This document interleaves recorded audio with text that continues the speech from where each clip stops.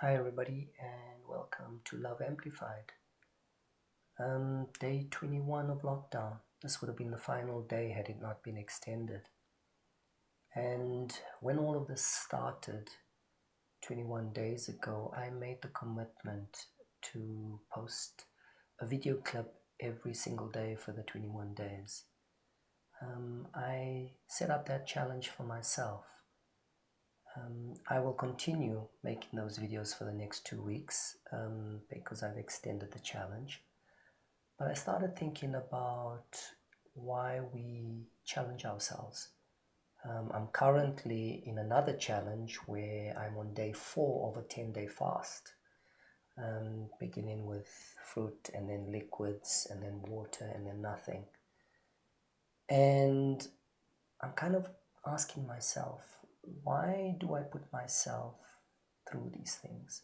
And as I kind of gazed back over my life, I've done this all the time, from extreme endurance events to climbing mountains to all sorts of physical and emotional challenges.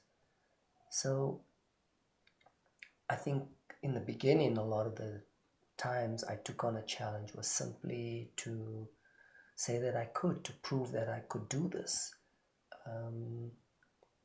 But I think that's shifted, and maybe a great question to ask yourself is, why is it that you challenge yourself in whatever way?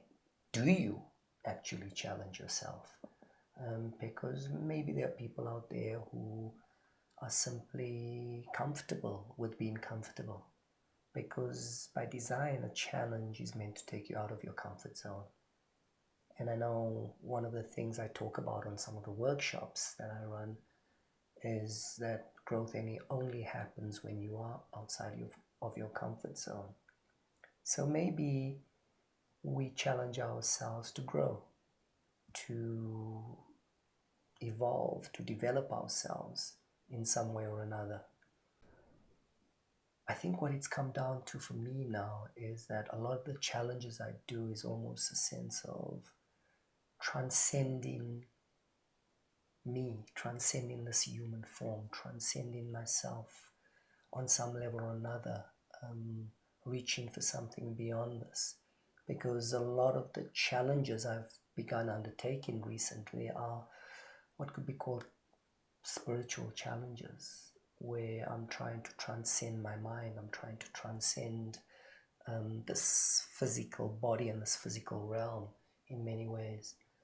And maybe a lot of the challenges we take on, these endeavors that we kind of put ourselves in, is to transcend this feeble human form, this limitation of being human, because maybe we have a sense that we come from limitlessness, and in this current reality, in this current form, we are extremely limited. And perhaps we seek to raise ourselves to that possibility of being limitless. Outside of the city of Kyoto in Japan, there is a monastery where a group of monks known as the Tendai monks, also known as the Marathon monks, have a monastery there, and there's a large graveyard where a lot of them are buried.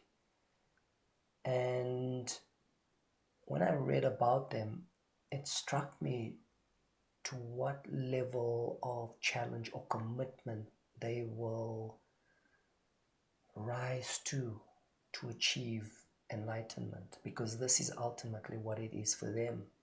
And they take on a challenge. It's called the Kyogo challenge, and it is a challenge that lasts 1,000 days and takes over 7 years to complete. And many of them die taking on this challenge. And I'm just going to give you a quick rundown of what the challenge is. Okay, so in the first year, for 100 straight days, they've got to run 30 kilometers per day. 30 kilometers for 100 straight days. They do that for the first 3 years. For the first 3 years, 100 straight days of running 30 kilometers consecutively. On the fourth year, they run 30 kilometers every day, but for 200 straight days. 30 kilometers, 200 straight days. That's in year 4. In year 5, they run 30 kilometers for 200 straight days, and after completing it, consecutive days after completing it, they have to go 9 consecutive days with no food, no rest, no water. They actually post monks to guard to ensure that they don't fall asleep. That's on year 5. On year 6, they run 60 kilometers, double the amount now, for 100 straight days. And in year 7, the final year, they run 84 kilometers per day for 100 straight days. And then in the final 100 days, they run 30 kilometers. So the monk, anybody who undertakes this challenge can only withdraw in the first 100 days. If they go beyond the first 100 days, they must continue. And if they cannot continue, if they choose to not continue, they are given a rope and a sword which they keep with them, and ultimately they have to end their lives if they do not fulfill the challenge. So this is an incredible undertaking, and in reading the article to date, only 46 monks have actually completed the challenge in the last 400 years. So what level of challenge do you undertake? I don't believe we have to go through such an arduous journey to achieve a form of enlightenment. I think by constantly challenging ourselves on a regular basis, okay, not as a form of distraction in all of this, we've already spoken about that, but as a form of growth, as a form of transcendence, as a form of you reaching for more, of wanting to be more, then maybe you don't have to go to that extreme. But I think it is important to extend beyond your comfort zone, because no growth happens otherwise. Now, what's the relevance of this in the larger scheme of things? It's not just simply about taking on challenges left, right, and center. Okay, yeah, you can do that. But I watched a clip recently with Graham Hancock, the author of Fingerprints of the Gods, amongst many other books. And in the video, he talks about how he sat down with a lot of shamans in the Amazon.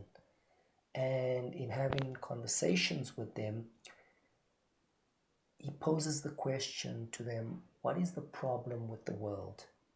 And all of their answers in some way or another speak to the fact that we have severed our connection with spirit. We have cut the link with something beyond us.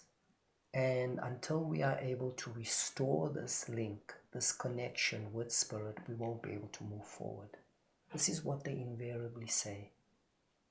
Now, I think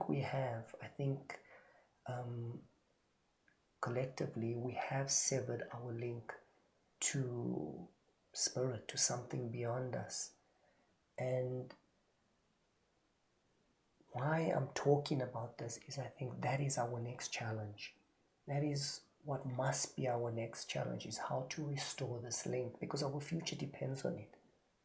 How do we connect to God, the universe, nature, whatever it is for you, whatever you deem as spirit? How do you reestablish that link? And I think in the traditional senses where, okay, you go to mosque or church or synagogue, it might be part of it, but I think it goes beyond that. Because the way we've been living our lives shows how severed we are from nature, from each other even, and from something beyond us. So when all of this is over, do you go back to your comfort zone?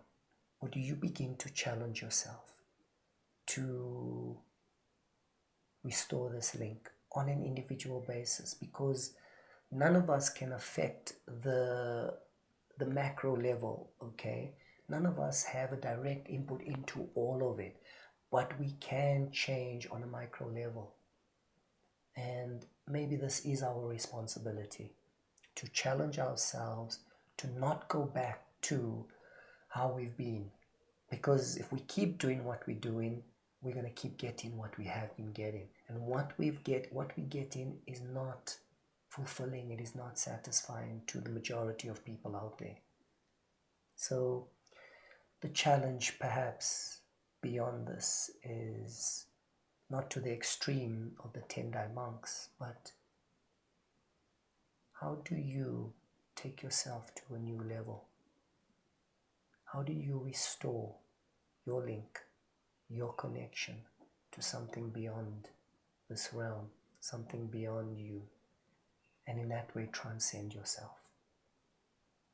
Thank you very much, and keep the comments coming as usual, and I will take on the challenge for the next 2 more weeks.